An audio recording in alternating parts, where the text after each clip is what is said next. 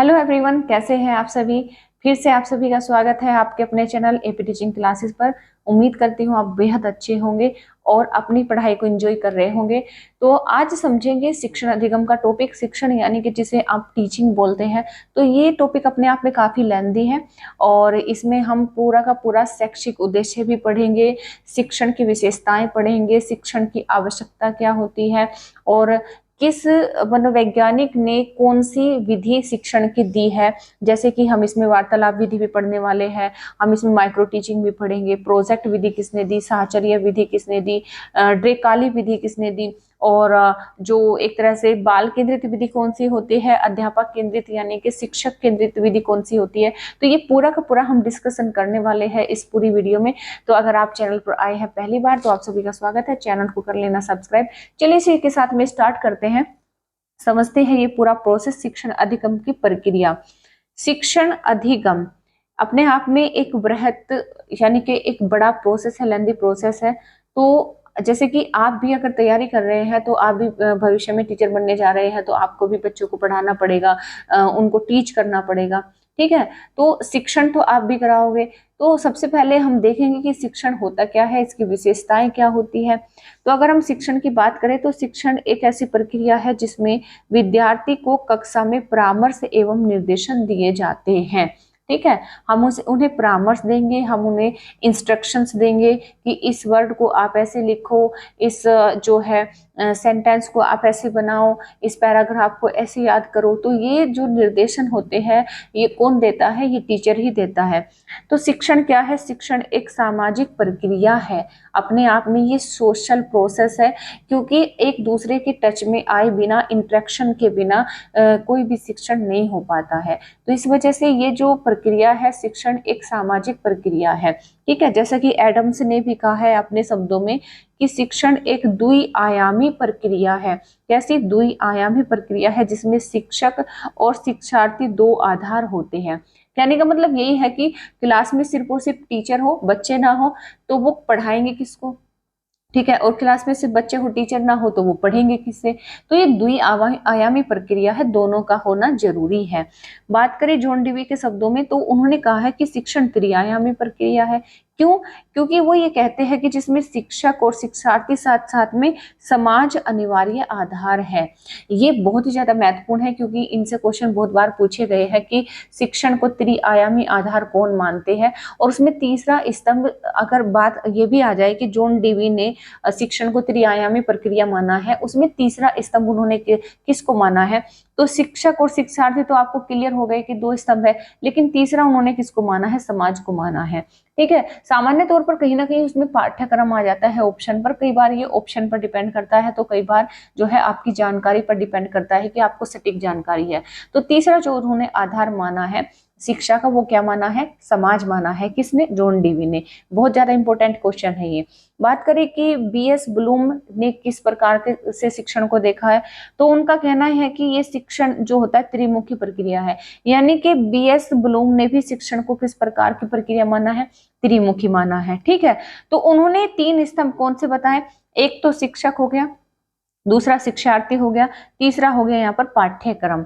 तो ये आप निश्चित तौर पर ध्यान दें कि यहाँ पर जो डिफरेंस देखने को मिल रहा है, इनसे ही क्वेश्चन आते हैं। सामान्य तौर पर आपने दो आधार देखे हैं एडम्स के अनुसार, तो ये भी पूछ लिया जाता है। लेकिन त्रि-आयामी प्रक्रिया, त्रि-आयामी आधार जब पूछे आपसे कि शिक्षण को त्रि-आयामी जो आधार किसने माने हैं, तो एडम्स, जॉन डीवी ने माने हैं और ब्लूम ने माने हैं। ठीक है, लेकिन अलग अलग से क्वेश्चन आएगा कि जॉन डीवी के अनुसार शिक्षक का जो प्रथम आधार है शिक्षण का, वो शिक्षक हो गया, दूसरा आधार शिक्षार्थी हो गया, तो तीसरा आधार जॉन डीवी ने क्या माना है, तो सीधी सी बात है, उन्होंने समाज माना है।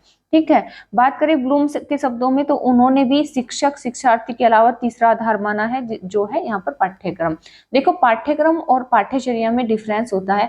पाठ्यक्रम आपका सिलेबस होता है जिसमें कि टॉपिक दिए होते हैं कि इस किताब में कौन कौन से टॉपिक है। लेकिन पाठ्यचर्या जो होती है, पाठ्यचर्या उसके अंदर की सामग्री होती है कि हमें टॉपिक तो दे दिया कि कोई ना कोई देशभक्त, देश मतलब वीरांगना की कहानी होगी।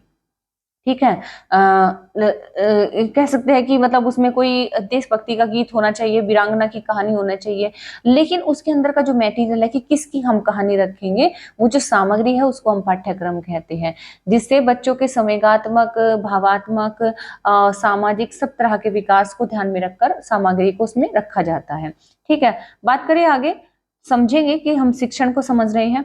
तो शिक्षण का अर्थ अभी तक हमने परिभाषा को समझ लिया है। अब हम शिक्षण का अर्थ समझेंगे कि शिक्षण अपने आप में एक ऐसी प्रक्रिया है जो जीवन पर्यंत चलती है। आप जीवन भर कुछ ना कुछ सीखते रहते हैं, चाहे किसी भी माध्यम से आप सीखें। वो सजीव हो सकता है, निर्जीव हो सकता है, वो भौतिक माध्यम हो सकता है, वो प्राकृतिक माध्यम हो सकता है, वो क्लास के अंदर माध्यम हो सकता है, क्लास के बाहर हो सकता है। ठीक है, जरूरी नहीं है कि एक शिक्षण संस्थान यानी कि विद्यालय ही केवल एकमात्र सीखने का स्थान हो, हम उसके बाहर भी बहुत सी चीजें सीखते हैं। ठीक, मनुष्य जीवन भर औपचारिक अनौपचारिक साधनों के द्वारा कुछ ना कुछ सीखता ही रहता है। शिक्षण सूचना, ज्ञान, जानकारी, परामर्श प्रदान करने की एक प्रक्रिया है। यानी कि शिक्षण से हमें क्या होता है, हम सूचना जो है प्राप्त करते हैं, हमें ज्ञान की प्राप्ति होती है, हमें जानकारी प्राप्त होती है, हमें परामर्श मतलब प्रदान करने की ये पूरा का पूरा एक प्रोसेस है। ठीक, बात करें कि इसकी विशेषताएं क्या है। अगर इससे जो क्वेश्चन आते हैं किस प्रकार से आते हैं, शिक्षण की विशेषताओं से बहुत क्वेश्चन आते हैं। निम्नलिखित में से शिक्षण की विशेषता नहीं है, या फिर निम्नलिखित में से शिक्षण की विशेषता है, या फिर शिक्षण से आप क्या समझते हैं, इसमें से कौन सा कथन सही है, कौन सा गलत है, इस तरीके से क्वेश्चन पूछे जाएंगे। तो शिक्षण एक अंतःक्रिया प्रोसेस है, यानी कि अंतःक्रिया इंटरेक्शन प्रक्रिया है। वही हमने जो अभी समझा कि टीचर और अध्यापक के बीच का प्रोसेस है। जब दो व्यक्ति के बीच में या फिर दो से ज्यादा व्यक्तियों के बीच में कोई प्रोसेस होता है जो एक दूसरे से जुड़े हुए हैं, अंतः परस्पर होकर जब होता है तो उसको इंटरेक्शन यानी अंतःक्रिया बोलते हैं।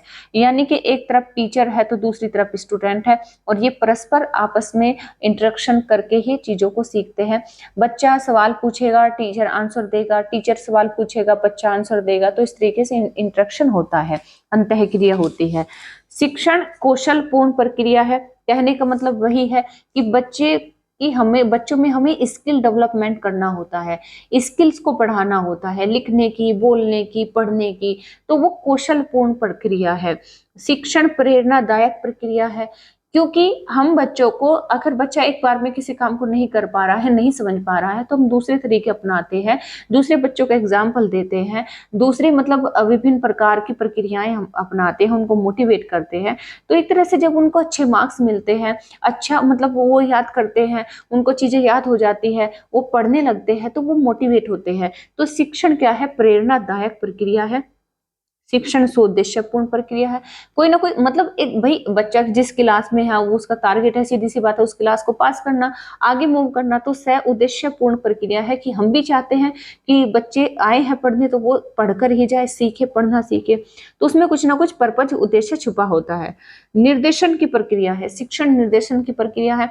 यानी कि अगर टीचर, एक बच्चा स्कूल में आया है पढ़ने के लिए, तो सीधी सी बात है एज ए टीचर आपको उसे समझाना पड़ेगा, निर्देश परामर्श देना पड़ेगा कि किस शब्द को आप कैसे लिखें, किस शब्द को आप कैसे पढ़ें, ठीक है, और पैराग्राफ कैसे पढ़े, कविता कैसे लिखे, कहानी कैसे लिखे, क्वेश्चन कैसे फॉर्मेट करना है, ये सब आप समझाते हो, निर्देशन देते हो। शिक्षण पथ प्रदर्शन प्रक्रिया है, यानी आप एक टीचर होने के नाते पथ प्रदर्शित भी उनका करते हो, यानी कि उनको गाइड करते हो। बात करें कि शिक्षण औपचारिक और अनौपचारिक प्रक्रिया है। औपचारिक की विद्यालय में उनको शिक्षण प्राप्त होता है, साथ ही साथ विद्यालय से बाहर भी वह शिक्षा प्राप्त करते हैं, इस वजह से अनौपचारिक भी प्रक्रिया है। ठीक, शिक्षण ज्ञानवर्धक प्रक्रिया प्रेरणात्मक प्रक्रिया है। कहने का मतलब यह है कि जब कुछ ना कुछ बच्चे सीखते हैं तो सीधी सी बात है ज्ञान में वृद्धि तो होती है, तो ज्ञानवर्धक प्रक्रिया भी हम इसको कहेंगे। ठीक, बात क्लियर हुई। तो ये है शिक्षण की विशेषताएं। अब समझेंगे इसकी विधियां, क्योंकि ये बहुत ज्यादा इंपॉर्टेंट है, इनकी जानकारी आपको होनी चाहिए, इनसे बहुत क्वेश्चन आते हैं। तो जो शिक्षण विधियां होती है वो दो प्रकार की होती है, एक होती है शिक्षक केंद्रित, दूसरी होती है बाल केंद्रित। तो जो शिक्षक केंद्रित होती है इनको नेगेटिव माना जाता है एजुकेशनल साइकोलॉजी में, और इनको पॉजिटिव माना जाता है, क्योंकि केंद्र में यहाँ पर कौन है, बच्चा है। ठीक है। जिस विधि में बच्चे को ध्यान में रखकर, बच्चे को सेंटर में रखकर एजुकेशन दी जाएगी, वह विधि अच्छी मानी जाएगी। और ये निम्न क्लासों में, जो प्राथमिक स्तर की क्लासें हैं, उनमें इस विधि से बच्चों को पढ़ाया जाता है। निम्न स्तरीय क्लासों में, हम कह सकते हैं इनको निम्न स्तरीय क्लासों में। और इस विधि का जो प्रयोग है, इस विधि का प्रयोग, इन विधि का प्रयोग किया जाता है उच्च स्तरीय क्लासों में, उच्च स्तरीय कक्षाओं में, ठीक है, क्लासों में हम कह सकते हैं, उच्च स्तरीय में। ठीक, क्यों? क्योंकि यहाँ पर क्या है कि जब उच्च स्तरीय क्लास है तो सीधी सी बात है, हम उन्हें पढ़ना लिखना तो नहीं सिखाएंगे ना, हम उन्हें क्या है कि चीजों का सार समझाएंगे, थ्योरी समझाएंगे। तो थ्योरी में क्या है कि रट्टाफिकेशन नहीं होता है, बस चीजों को खड़े होकर हमें एक तरह से मतलब व्याख्या करनी होती है, ठीक है, एक्सप्लेनेशन करना होता है। तो जो शिक्षक केंद्रित विधि होती है वो सभी के सभी इसी प्रकार की होती है कि जिसमें हम कह सकते हैं कि जो क्योंकि जब आप भी देखोगे कि आपने ग्रेजुएशन किया, आपने पोस्ट ग्रेजुएशन किया, तो वहां पर क्वेश्चन बड़े बड़े होते हैं, थ्योरीज बड़ी बड़ी होती है। तो उनसे रटने से उनको काम नहीं चलेगा। उनको तो यही है कि एक दिन में अगर सिर्फ और सिर्फ एक पैराग्राफ पढ़ा जाएगा तो सिलेबस पूरा ही नहीं होगा, तो वही खड़े होकर उसको लेक्चर ही देना पड़ता है, ठीक है, तो तभी वो सिलेबस पूरा हो पाता है। तो शिक्षक केंद्रित विधि है व्याख्यान विधि, ठीक है। व्याख्यान विधि के जो जन्मदाता थे वो थे सुकरात। कौन थे? सुकरात, ठीक है। प्रदर्शन विधि, व्याख्यान विधि में खड़े होकर लेक्चर दिया जाता है, जिसमें टीचर बोलता है और बच्चे एक तरह से सुनते हैं, ठीक है। दूसरी है प्रदर्शन विधि, डिमॉन्स्ट्रेशन विधि भी जिसको बोलते हैं। प्रदर्शन विधि के जो प्रतिपादक है वो है डेवी जॉन मोरियल। कौन है? डेवी जॉन मोरियल, ठीक है, ये इस विधि के प्रतिपादक है। कहानी विधि की बात करें, प्रदर्शन विधि में हम पढ़ रहे थे, प्रदर्शन विधि में ये होता है कि जो टीचर होता है वो खड़े होकर चीजों को डिमॉन्स्ट्रेशन करता है, प्रदर्शन करता है, समझाता है कि जैसे कि फॉर एग्जांपल कोई मशीन है कि वो किस तरीके से काम करेगी, किस तरीके से इसको हम चालू करेंगे, किस तरीके से यहाँ से मतलब जैसे फॉर एग्जांपल कोई पानी निकालने की मशीन है तो उसको मतलब हम उसमें प्रदर्शन करके दिखाएंगे कि किस तरीके से उसे चालू करेंगे, किस तरीके से पानी निकल आएगा। या फिर कोई इंजीनियरिंग का मतलब कोई इंस्ट्रूमेंट है तो हम उससे कोई टेक्निकली मतलब चीजें जैसे बिजली बनाना हम बच्चों को सिखा रहे हैं तो किस तरीके से, तो वो डिमॉन्स्ट्रेशन करके दिखाया जाता है। और कहानी विधि में बच्चों को कहानी सुना दी जाती है, किसी भी मतलब कोई भी थ्योरी है, कुछ भी है, ठीक है, तो उससे संबंधित बच्चों को कहानी सुनाकर और मतलब बच्चे को जो डाउट्स होते हैं, जो मतलब समरी है, वो कहानी के माध्यम से सुनाई जाती है। बात करें अनुवर्ग या फिर ट्यूटोरियल विधि। ट्यूटोरियल विधि में भी यही होता है कि इसमें ग्रुप्स बना दिए जाते हैं। ग्रुप्स बनाने के बाद में क्या किया जाता है कि बच्चों को एक तरह से मतलब एज ए मतलब कह सकते हैं कि एज ए जो ट्यूटर होता है, ट्यूटर का काम होता है कि बच्चों को शिक्षण देने के साथ साथ में उनको निर्देशन देना, जहां पर उनको प्रॉब्लम आ रही है उनको हेल्प करना। तो एक तरह से हेल्पर का काम जब एक टीचर करता है तो उसको ट्यूटोरियल विधि बोलते हैं, ठीक है। अभिकर्मित अनुदेशन विधि, इसके ये जो विधि है ये भी शिक्षक केंद्रित विधि है, ना कि बाल केंद्रित विधि, ठीक है। अगर हम इसी में बात करें अभिकर्मित विधि में, तो इसमें भी दो विधियां आती हैं, जिसमें कि अगर हम साखीय अभिकर्मित विधि की बात करें, साखीय की, ठीक है, तो साखीय के जो प्रतिपादक है वो है कौन? Norman Crowder. कौन है? नॉर्मन क्राउडर, ठीक है। और अगर रेखीय अभिकर्मित अनुदेशन की बात करें, रेखीय अभिकर्मित अनुदेशन, इसके प्रतिपादक कौन थे? तो इसके प्रतिपादक थे कौन? स्किनर, ठीक। तो आई होप ये तो क्लियर आपको हो गया होगा कि शिक्षक केंद्रित विधियां कौन कौन सी है और किस प्रकार से इनमें बच्चों को पढ़ाया जाता है। इसमें एक विधि और आ जाएगी जिसे हम कहते हैं संवाद विधि। संवाद विधि के प्रतिपादक कौन थे? वो थे प्लेटो। तो संवाद विधि भी एक प्रकार की शिक्षक केंद्रित ही विधि है, ठीक है। तो इस प्रकार से हमने शिक्षक केंद्रित विधि को क्लियर कर लिया। अब हम क्लियर करेंगे बाल केंद्रित विधियां। तो बाल केंद्रित विधियां वैसे तो बहुत है, जब हम एक क्लास में पूरा का पूरा जो मेथड्स वाली ही क्लास होगी अलग से, उसमें सभी प्रकार की विधियों को हम ऐड करेंगे, जिसमें आगमन विधि भी होगी, निगमन भी होगी, सब प्रकार की विधि होगी, उनके प्रतिपादक होंगे। ठीक है, यहाँ पर एक जो कॉमन से क्वेश्चन जैसे ज्यादा आते हैं तो वहां ये मतलब हमने ऐड किया है। बात करें सबसे पहले कि बाल केंद्रित विधि में जो सबसे फेमस है, जो प्रयोग में की जाती है, तो वो है प्रोजेक्ट विधि। प्रोजेक्ट विधि के जो प्रतिपादक है वो है किलपैट्रिक। कौन है? किलपैट्रिक। और प्रोजेक्ट विधि में कोई ना कोई प्रोजेक्ट बच्चों को दे दिया जाता है बनाने के लिए, बच्चे लाते हैं बनाकर, और तब देखा जाता है कि बच्चों ने किस प्रकार से प्रोजेक्ट बनाया है। साहचर्य विधि इस मतलब इन ये जो विधि है बाल केंद्रित, इसमें टीचर का रोल बिल्कुल सिर्फ और सिर्फ एक परामर्श दाता के रूप में रह जाता है। टीचर का रोल नगण्य हो जाता है, पूरा का पूरा रोल जो है बच्चों का हो जाता है, इसमें बच्चे ही इन्वॉल्व होते हैं ज्यादा। ठीक है, तो इस वजह से इसको बाल केंद्रित विधि कहा गया है और इसी वजह से इसको सकारात्मक माना जाता है। साहचर्य विधि कौन सी होती है? साहचर्य विधि के जो प्रतिपादक थी वो थी मारिया मोंटेसरी। और साहचर्य में क्या होता है कि जो बच्चे होते हैं उनको खिलौने, चित्रों और विभिन्न प्रत्यक्ष वस्तुओं के साथ में साहचर्य है। साहचर्य मतलब संबंध जोड़कर मतलब उनको पढ़ाया जाता है। जैसे कि हम उनको पढ़ाना चाहते हैं कि लाल रंग मतलब कलर पढ़ा रहे हैं, तो कलर पढ़ाने के लिए हम उनको विभिन्न कलरों की चीजें दिखाएंगे। ठीक है, ग्रीन पढ़ाना है तो पत्ती दिखा देंगे। ठीक है, और ब्लैक है तो मतलब वो दिखा देंगे, मतलब हेयर का कलर दिखा देंगे, इस तरीके से मतलब शब्दों के चित्रों के साथ में उनको साहचर्य संबंध स्थापित करके पढ़ाया जाता है। तो वो साहचर्य विधि की प्रतिपादक कौन थी? तो मारिया मोंटेसरी। बात करें अन्वेषण या फिर खोज विधि के जो प्रतिपादक थे वो कौन थे? तो खोज विधि किसने दी है? ये जो मतलब एक तरह से आर्म स्ट्रांग जो एक साइकोलॉजिस्ट रहे हैं, तो आर्म स्ट्रांग की ये एक विधि है। और खोज विधि में होता क्या है कि बच्चों को समस्या दी जाती है, क्वेश्चन दिए जाते हैं, कोई ना कोई प्रॉब्लम दी जाती है जिसमें कि वो उसका समाधान ढूंढते हैं अपने शब्दों में, अपने जरिए से। समस्या समाधान विधि, समस्या समाधान विधि में भी इसी प्रकार से होता है। इसके प्रतिपादक सुकरात व सेंट थॉमस थे, लेकिन इसको आगे मतलब आधुनिक रूप में इसको विकसित किया या फिर इसको जो मतलब एक तरह से बढ़ाया, वो किसने बढ़ाया? जॉन डीवी ने बढ़ाया। ठीक है, समस्या समाधान विधि को विकसित किया किसने? जॉन डीवी ने। ठीक, और इस विधि में भी यही होता है कि बच्चों के सामने कोई ना कोई प्रॉब्लम की, फॉर एग्जांपल कोई क्षेत्र है जहां पर कोई उद्योगपति बांध बनाना चाहता है लेकिन वहां पर आदिवासी रह रहे हैं। ठीक है, वहां पर आदिवासी रह रहे हैं तो आदिवासियों का बांध बनने से स्थायी निवास छिन जाएगा, उनका जीवन अस्त व्यस्त हो जाएगा। तो उनको बांध बनाना चाहिए या फिर नहीं बनाना चाहिए? अगर हम राष्ट्रीय हित की बात करें तो बांध आवश्यक है, लेकिन अगर मानवीय हित की बात करें तो बांध अनावश्यक है। उसमें जो आदिवासी है उनके हितों का जो है हनन हो रहा है। तो बांध बनाना आवश्यक है तो क्यों है, नहीं बनाना है तो क्यों नहीं बनाना है? तो इस तरीके की समस्याएं उनके सामने रख दी जाती हैं। ठीक है, फॉर एग्जाम्पल कोई मतलब उनको गैजेट्स दे दिया कि इसमें जो मतलब है कि आप इसको कुछ नया से बनाकर दिखाओ, तो उनके सामने एक प्रॉब्लम्स रखी जाती है जिसको वो सोल्व करने में लगे रहते हैं।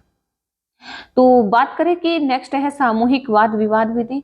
यानी कि सामूहिक वाद विवाद विधि भी बाल केंद्रित विधि है, जिसमें बच्चे एक तरह से जो ग्रुप में टीचिंग मतलब डिबेट करते हैं, वाद करते हैं। कोई टॉपिक दे दिया कि पर्यावरण को कैसे बचाएं, ठीक है, या फिर हम कह दें कि जो प्राइवेट स्कूल अच्छे होते हैं या फिर गवर्नमेंट स्कूल अच्छे होते हैं, ये टॉपिक हमने उसको दे दिया है। तो एक साइड में मतलब फेवर वाले हैं, दूसरी साइड में उसके अपोजिशन वाले हैं। एक कह रहे हैं कि गवर्नमेंट स्कूल अच्छे है, दूसरे कह रहे हैं प्राइवेट स्कूल अच्छे है। तो इस तरीके से डिबेट होता है, वाद विवाद होता है, ग्रुप टीचिंग होती है। तो इससे बच्चे बहुत कुछ नया सीखते हैं, उनमें सृजनात्मकता का विकास होता है। ठीक है, बात करें वार्तालाप विधि। वार्तालाप विधि वही मतलब डिस्कशन विधि है। वार्तालाप विधि के जो प्रतिपादक थे वो थे सुकरात। कौन थे? सुकरात। ठीक है, तो इसमें भी यही होता है कि बच्चे आपस में वार्तालाप करते हैं, डिस्कशन करते हैं। सूक्ष्म शिक्षण, माइक्रो टीचिंग जिसे कहते हैं, इससे बहुत क्वेश्चन आते हैं। तो इसके जो प्रतिपादक थे वो थे ड्यूइट डब्ल्यू एलन। ड्यूइट डब्ल्यू एलन ये इसके प्रतिपादक थे। और इसमें क्या होता है कि इसमें 36 मिनट के लिए कोई मतलब कोई एक कौशल उठाकर जो टीचर होते हैं उनको प्रशिक्षण दिया जाता है। ये शिक्षक प्रशिक्षण विधि है, ये भी इंपॉर्टेंट है। शिक्षण प्रशिक्षण विधि है ये, ठीक है, ये ध्यान देना है आपको। ना कि बाल शिक्षण विधि है, ये शिक्षक प्रशिक्षण विधि है। इसमें बच्चों को लिखना कैसे सिखाएंगे, बच्चों को मतलब बोर्ड पर लिखना कैसे सिखाएं, बच्चों को मतलब अगर कोई बच्चे को देखने में प्रॉब्लम है तो आप बोर्ड पर किस तरीके से लिखेंगे चीजों को, ताकि बच्चों को क्लियर दिखाई दे।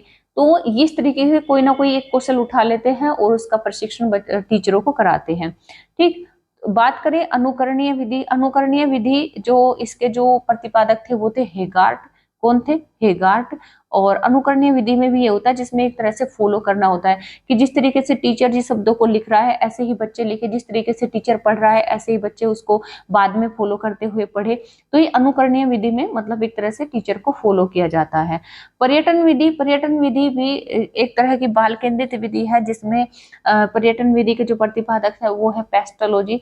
पेस्टोलॉजी ये जो पर्यटन विधि है, जैसे कि हमारे टूर हो गए, हमारी पिकनिक हो गई, टूर जो स्कूल का टूर जाता है वो पर्यटन विधि पर ही आधारित है, ताकि बच्चों को हम कोई ऐतिहासिक जो इमारत है उनका भ्रमण कराएं, ताकि बच्चे नई मतलब ऐतिहासिक चीजें सीखे, नया ना उनके अंदर चेतना जगे कुछ ना कुछ नया करने का। ठीक है, तो पर्यटन विधि भी इस पर आधारित है। Group teaching. ग्रुप टीचिंग भी वही है, ग्रुप डिस्कशन जिसे हम कह सकते हैं, ग्रुप में बच्चों को पढ़ाना। सूक्ष्म शिक्षण भी हम पढ़ चुके हैं। प्रश्नोत्तर विधि। प्रश्नोत्तर विधि के जो प्रतिपादक थे वो थे सुकरात। और प्रश्नोत्तर विधि में यही होता है कि कोई भी चैप्टर यूनिट पढ़ा देने के बाद से हम बच्चों से क्वेश्चन करते हैं और बच्चे उसको आंसर देते हैं। तो प्रश्नोत्तर विधि बहुत अच्छी मतलब एक तरह से मतलब ये काम करने वाली विधि होती है। बात करें सर्वेक्षण विधि। सर्वेक्षण विधि जो हमारे भारतीय सर्वेक्षण संस्थान है उस पर आधारित है। इसमें बच्चों को जो भूगोल से संबंधित चीजें होती है, पृथ्वी का मतलब दूरी कितनी है, लंबाई कितनी है, इसका मतलब धुरी कितनी है, किस धुरी पर ये टिकी हुई है, किस तरीके से। ठीक है, तो इस तरह की चीजें बच्चों को मतलब सिखाई जाती है सर्वेक्षण विधि में, ताकि वो सर्वेक्षण करना सीख जाए कि समुद्र की गहराई कितनी है, लेवल किस तरीके से लिया जाता है। तो सर्वेक्षण विधि में इस तरीके से बच्चों को सिखाया जाता है। बात करें कि खेल विधि। खेल विधि तो बहुत ही फेमस है बच्चों से संबंधित। और खेल विधि के जो प्रतिपादक थे वो थे एच कॉल्डवेल कुक। ठीक है, लेकिन इनको बाद में विकसित किया किसने? फ्रेडरिक फ्रोबेल ने। तो खेल विधि से संबंधित अगर क्वेश्चन आता है तो ऑप्शन में अगर है कोल्डवेल कुक, तो सीधी सी बात है आप डाउट किए बिना सॉरी आप डायरेक्ट आंसर लगा दोगे। लेकिन अगर ऑप्शन में कोल्डवेल कुक नहीं है और अगर फ्रोबेल है तो आप तब भी बिना डाउट के इसमें आप सीधे तौर पर आंसर लगा दोगे। ठीक है, तो खेल विधि के प्रतिपादक में दो बार मतलब ये थोड़ा सा डाउट रहता है, कहीं पर आपको कोल्डवेल कुक मिलेगा तो कहीं पर आपको फ्रोबेल मिलेगा। तो वो मैंने आपको क्लियर कर दिया है, वो कई बार ऑप्शन पर डिपेंड करता है, क्योंकि दिया तो किसने था? कोल्डवेल कुक ने दिया था, लेकिन विकसित किसने किया था? फ्रोबेल ने किया था। यानी कि इसको उपयोग किसने किया? फ्रोबेल ने किया। तो इस वजह से ही इसका जो प्रतिपादक में डिफरेंस आपको देखने को मिलता है।